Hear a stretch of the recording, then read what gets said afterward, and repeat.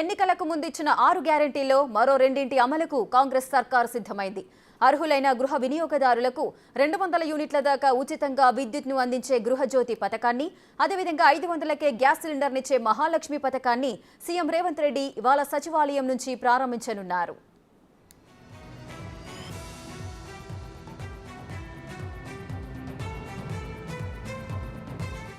తొలుత ఈ కార్యక్రమాన్ని రంగారెడ్డి జిల్లా చేవెళ్లలో ప్రారంభించిన అనంతరం 1,00,000 మందితో బహిరంగ సభ నిర్వహించడానికి అన్ని ఏర్పాట్లు చేశారు. కానీ ఉమ్మడి మహబూబ్నగర్ జిల్లాలో స్థానిక సంస్థల ఎమ్మెల్సీ ఉప ఎన్నికకు ఎన్నికల సంఘం షెడ్యూల్ విడుదల చేసింది. సోమవారం రాత్రి నుంచి అక్కడ కోడ్ అమల్లోకి వచ్చింది. దీంతో పథకాల ప్రారంభోత్సవాన్ని సచివాలయానికి మార్చారు.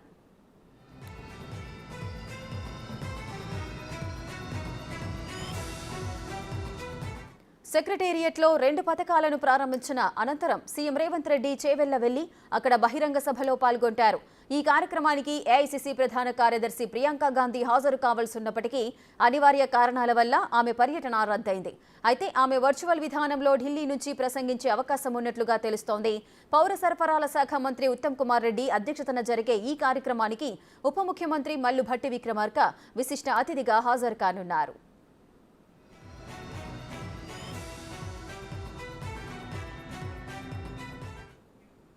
రైట్, చేవెళ్లలో జరిగే కాంగ్రెస్ మహాసభకు సంబంధించిన పూర్తి వివరాలు మా డిప్యూటీ బ్యూరో చీఫ్ సాదిక్ అందిస్తారు. సాదిక్.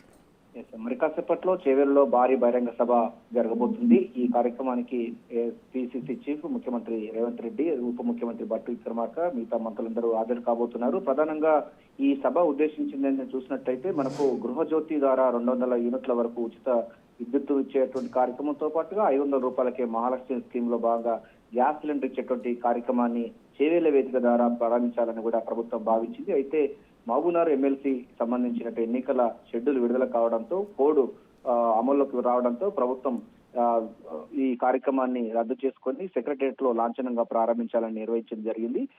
ఇందులో భాగంగానే మరి కాసేపట్లో మధ్యాహ్నం 3 గంటలకు ముఖ్యమంత్రి రేవంత్ రెడ్డి, ఇతర అధికారులు, మంత్రులందరూ కూడా ఈ యొక్క 500 రూపాయల గ్యాస్ సాక్షి సిలిండర్, అదో పాటుగా 200 యూనిట్ల వరకు ఉచిత విద్యుత్ సంబంధించినటువంటి పథకాన్ని లాంఛనంగా ప్రారంభించబోతున్నారు. ఆ తర్వాత నేరుగా చేవెళ్లకు వెళ్లి బహిరంగ సభలో ప్రసంగించబోతున్నారు. సుమారు 1,00,000 మంది పైగా జన సమీకరణ చేయడానికి పూర్తి స్థాయిలో కూడా చేవెళ్లలో పూర్తి స్థాయిలో బందోబస్తు ఏర్పాటు చేయడం జరిగింది. మహాలక్ష్మి స్కీమ్ ద్వారా అదేవిధంగా 75 రోజులు ప్రభుత్వం ఏర్పడిన తర్వాత ప్రభుత్వం చేస్తున్నటువంటి కార్యక్రమాలపైన, ప్రజా ప్రాంతీయ ప్రభుత్వాల ఆధ్వర్యంలో జరుగుతున్నటువంటి కార్యక్రమం అన్నిటిపైన కూడా ప్రజలకు వివరించబోతున్నారు ముఖ్యమంత్రి రేవంత్ రెడ్డి. అదేవిధంగా చేవెళ్లకు సంబంధించిన ఎంపీ క్యాండిడేట్ కూడా ఆ ప్రాంతం నుంచి వెళ్ళి కూడా అనౌన్స్ చేసే అవకాశం ఉన్నట్టుగా మనకు పార్టీ వర్గాలు చెప్తున్నాయి. ప్రధానంగా సంక్షేమం, అభివృద్ధి ఈ 2 అంశాలతో కాంగ్రెస్ ప్రభుత్వం ముందుకు వెళ్తున్న సందర్భం ఉంది. రాష్ట్రంలో గత ప్రభుత్వాలు చేసిన నిర్వాహకం వల్ల ఆర్థిక సంక్షోభంలో కూరుకుపోయింది. అయినప్పటికీ ఇచ్చిన హామీల ప్రకారం అదేవిధంగా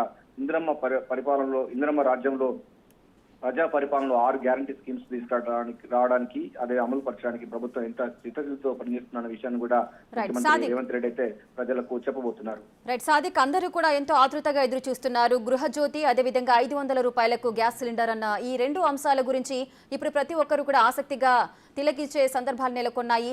వీటికి సంబంధించి ఏదైనా నియమ నిబంధనలు వర్తించే అవకాశాలు ఉన్నాయా? కొన్ని సోషల్ మీడియాలో కొన్ని నిబంధనలు అప్లై అవుతాయంటూ కూడా కొన్ని కండిషన్స్ చెప్తున్నారు. దీనికి సంబంధించిన ఏమైనా డీటెయిల్స్ ఉన్నాయా? ప్రధానంగా మహాలక్ష్మి పథకంలో భాగంగా 500 రూపాయల గ్యాస్ సిలిండర్ విషయంలో పూర్తి నిబంధనలు ఒక జీవో రూపంలో జారీ చేయడం జరిగింది. అంటే వాటిని మార్గదర్శకాలు అంటారు. సబ్సిడీ గ్యాస్ సిలిండర్ కోసం 3 రకాల క్రైటీరియాను కూడా ప్రభుత్వం ఆ జీవోలో పొందుపరచడం జరిగింది. సబ్సిడీ సిలిండర్ కోసం దరఖాస్తు అంటే ప్రజా పరిపాలనలో అప్లై చేసుకున్నటువంటి దరఖాస్తులు చేసుకోవాలని కూడా స్పష్టం చేసింది. అది కూడా డిసెంబర్ 23 నుంచి వెళ్ళి జనవరి 6 వరకు కూడా ప్రజా పరిపాలన సంబంధించిన దరఖాస్తులు చేసుకున్న వారికి అదేవిధంగా తెల్ల రేషన్ కార్డు అయి ఉండాలి. అదేవిధంగా 3 సంవత్సరాల వినియోగంలో ఉండాలి డొమెస్టిక్ సంబంధించిన గ్యాస్ సిలిండర్ ని కూడా నిబంధనలు పెట్టింది. ఇది పూర్తి స్థాయిలో కూడా ఇది ప్రజలకు ఆమోదయోగ్యమైనటువంటి కార్యక్రమే. ఎందుకంటే ఇప్పటికే సబ్సిడీ సిలిండర్ ద్వారా 39,50,000 మంది ఈ యొక్క గ్యాస్ కనెక్షన్ కోసం అప్లై అంటే వారందరూ కూడా 500 రూపాయలకి గ్యాస్ సిలిండర్ ఇవ్వబోతున్నారు. ఇక నెలవారీ సబ్సిడీ అమౌంట్ ను అది మార్కెటింగ్ సంబంధించి అంటే ఆయిల్ మార్కెటింగ్ కంపెనీలకు ప్రభుత్వమే నేరుగా ఉండబోతుంది. ఇప్పటికే 80 కోట్ల రూపాయలకు సంబంధించిన వాటిని కూడా ఆయా కంపెనీలకు కూడా అడ్వాన్స్ గా ప్రభుత్వం ఇవ్వడంతో ఇక 500 రూపాయల గ్యాస్ సిలిండర్ సంబంధించిన విషయంలో ఎక్కడ మెసేజాలు లేవు, ఎక్కడ సోషల్ మీడియాలో వచ్చినట్టు వార్తలు పూర్తిగా అర్ధరహితం. అదేవిధంగా అదే కస్టమర్ ఎవరైతే ఉన్నారో వారందరూ కూడా ₹1000 సంబంధించినటువంటి క్యాష్ తీసుకోవాలి. ఆ తర్వాత మిగతా మొత్తం కూడా వారి యొక్క అకౌంట్ లో 48 గంటల్లో పూర్తి స్థాయిలో జమ చేసేందుకు గాను ఆయిల్ కంపెనీలు అయితే పూర్తి స్థాయిలో అయితే దానికి సంబంధించినటువంటి సాంకేతికమైన అంశాన్ని మాత్రం పొందుపరిచింది. Right, thank you Sadiq.